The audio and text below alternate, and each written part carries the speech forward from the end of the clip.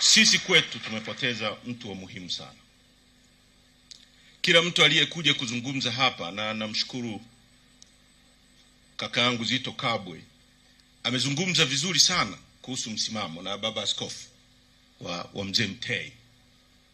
Kwa wale mnaotuona sisi Chadema na misimamo yetu, ni kwa sababu ya DNA, vinasaba vya muasisi wa chama chetu. DNA yetu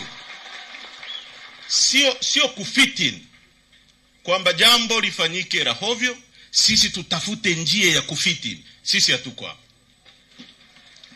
Mzee Mtei aliacha uwaziri, mimi nimekuwa mbunge, najua waziri wa fedha, kwa sababu ametofautiana na rais. Na sasa hivi baba askofu ingekuwa hatari, kwa sababu angeweza kupotea au lolote lingempata. Aliacha uwaziri. Nani anaweza kuacha uwaziri leo? Sana sana utakachofanya, rais anataka tuende hivi, utaalamu wangu uniambii tuende hivi, lakini ngoja niende hivi, ni fitin pale anapotaka ili tuende mbele.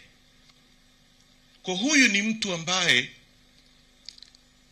ametujengea taasisi ambayo ni ya mfano, na sisi tunamkumbuka sana. Nataka kuhakikishia Watanzania na wanachadema nchi nzima, chama chetu hakitayumba hata tone kutoka kwenye msimamo aliyoianzisha mzee huyu, kupigania haki za watu, kupigania uchumi shirikishi na kusema ukweli daima. Mwenyezi Mungu atubariki. Asanteni sana kwa kunipa nafasi ya kunisikiliza.